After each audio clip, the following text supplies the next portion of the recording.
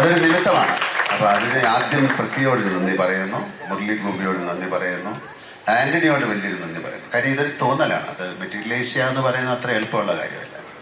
അങ്ങനെ ആ തോന്നലിൽ നിന്ന് ഒരുപാട് സിനിമകൾ ഉണ്ടായിട്ടുണ്ട് ഞങ്ങളുടെ. ഇത് 34ാമത്തെ സിനിമയാണ്. 35ാമത്തെ സിനിമ ഇപ്പോൾ നടന്നുകൊണ്ടിരിക്കുകയാണ്, ഹൃദയപൂർവ്വം എന്ന സത്യനന്ദിക്കാരുമായിട്ടുള്ള ചിത്രം. എന്തായാലും ആൻ്റണി പറഞ്ഞതുപോലെ ഇത് ലൂസിഫറിൻ്റെ വിജയമാണ് എമ്പുരാൻ എന്ന സിനിമയുടെ തുടക്കം. ഇപ്പോൾ രാജു പറഞ്ഞിട്ടില്ലെങ്കിൽ തന്നെ ഞാൻ പറയാം, ഈ കഥ 3 സിനിമകളായിട്ടാണ് വരുന്നത്. കാരണം ഇവർക്ക് ഓൾറെഡി അതിൻ്റെ ഒരു കഥയുടെ രൂപമുണ്ട്, അതിനെല്ലാം അവർ തയ്യാറാണ്. തുടങ്ങുമ്പോൾ തന്നെ പറഞ്ഞത് ഈ കഥ ഒരു സിനിമയിൽ നമുക്ക് പറയാൻ പറ്റില്ല.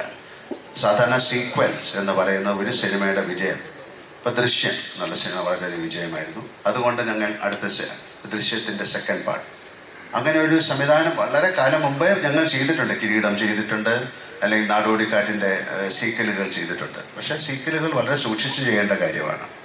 പക്ഷേ ഇത് ഓൾറെഡി നമ്മൾ പറഞ്ഞു കഴിഞ്ഞു, ഞങ്ങളിങ്ങനെ 3 സിനിമ ചെയ്യും. എങ്ങനെ? ഇതിൻ്റെ സക്സസ് അനുസരിച്ചാണ് അടുത്ത സിനിമ. അങ്ങനെ ലൂസിഫറിൻ്റെ 50ാം ദിവസം നമ്മൾ പറഞ്ഞു ഞങ്ങൾ അടുത്തൊരു സിനിമ ചെയ്യാൻ പോവാണ്, എമ്പുരാൻ.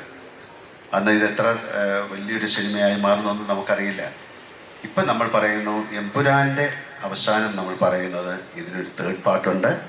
അത് എമ്പുരാൻ എന്ന സിനിമയുടെ സക്സസ്സിനെ അനുസരിച്ചിരിക്കും. കാര്യം അത് ഇതിലും വലിയൊരു സിനിമയായിട്ട് മാറാൻ സാധ്യതയുള്ള സിനിമയാണ്. അങ്ങനെ സംഭവിക്കട്ടെ പ്രാർത്ഥിക്കുന്നു. എന്തായാലും ഈ സിനിമയുടെ ഒരു 2 വർഷത്തെ പൃഥ്വിരാജ് സിനിമകൾ മാറ്റിവെച്ച്, അഭിനയം മാറ്റിവെച്ച്, അദ്ദേഹത്തിന് ചെറിയൊരു ആക്സിഡൻ്റ് ഉണ്ടായി. എല്ലാം കണക്കിലെടുത്തുകൊണ്ട് ഞാൻ പറയുകയാണ്, 2 വർഷം ഈ സിനിമയ്ക്ക് വേണ്ടി ലൊക്കേഷനുകൾ അന്വേഷിച്ചായിരുന്നു. അതിൻ്റെ കൂടെ സഞ്ചരിച്ച ഒരുപാട് പേർക്ക് നന്ദി പറയാൻ ഈ അവസരം ഞാൻ ഉപയോഗിക്കുകയാണ്. അദ്ദേഹത്തിൻ്റെ കൂടെ സഞ്ചരിച്ച് ഈ ലൊക്കേഷൻ കണ്ടുപിടിക്കാനായിട്ട് നടന്ന അദ്ദേഹത്തിൻ്റെ കൂടെ വർക്ക് ചെയ്യുന്ന ആൾക്കാർ, അദ്ദേഹത്തിൻ്റെ എൻ്റെ ഈ ആൻ്റണിക്ക് വേണ്ടി ചെയ്തിരിക്കുന്ന, അല്ലെങ്കിൽ ആൻ്റണിക്ക് വേണ്ടി സപ്പോർട്ട് ചെയ്ത സുരേഷ് ബാലാജി, ജോർജി എന്ന് പറയുന്ന അവരെയൊക്കെ ഞാൻ ഈ സമയം ഓർക്കുകയാണ്. കാര്യം വളരെ ഇന്ത്യയിൽ മുഴുവൻ പല സ്റ്റേറ്റുകളിലും, ഇത് വിദേശ രാജ്യങ്ങൾ USA, UK, ദുബായ്, ഒരുപാട് സ്ഥലങ്ങളിൽ പോയി ഷൂട്ട് ചെയ്തൊരു സിനിമയാണ്. കാരണം ആ സിനിമയ്ക്ക് അത്രയും, അങ്ങനെ ചെയ്താലേ ഈ സിനിമ നന്നാവുള്ളൂ. അതനുസരിച്ചാണ് ഞങ്ങൾ സിനിമ ചെയ്തിരിക്കുന്നത്. പലരും ചോദിക്കും ഈ സിനിമയുടെ ബഡ്ജറ്റ് എന്താണ്? ഞങ്ങൾ പറയുന്നില്ല. കാര്യം ആ സിനിമയുടെ ബഡ്ജറ്റ് അതിൻ്റെ മേക്കിങ്ങിലാണ്.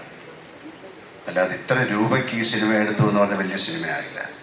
ഇപ്പോൾ 1000 കോടി മുടക്കിയിട്ടൊരു സിനിമ എടുത്തിട്ട് അത് സക്സസ്ഫുൾ ആയില്ലെങ്കിൽ, അതുകൊണ്ട് ബഡ്ജറ്റ് എന്ന് പറയുന്നതല്ല, ഞങ്ങൾ എങ്ങനെ ചെലവഴിച്ചു എന്നുള്ളതാണ്. അപ്പോൾ ഈ സിനിമ കണ്ടിട്ട് നിങ്ങൾക്ക് തീരുമാനിക്കാം ഈ സിനിമയുടെ ബഡ്ജറ്റ് എന്തായിരിക്കുന്നു. കാര്യം വട്ടെവർ നമ്മൾ ആ സ്പെൻഡ് ചെയ്തതെല്ലാം ആ സിനിമയിൽ നിങ്ങൾക്ക് കാണാൻ സാധിക്കും. അത്തരം കാര്യങ്ങൾ ആ സിനിമയ്ക്ക് ആവശ്യമുണ്ടായിരുന്നു.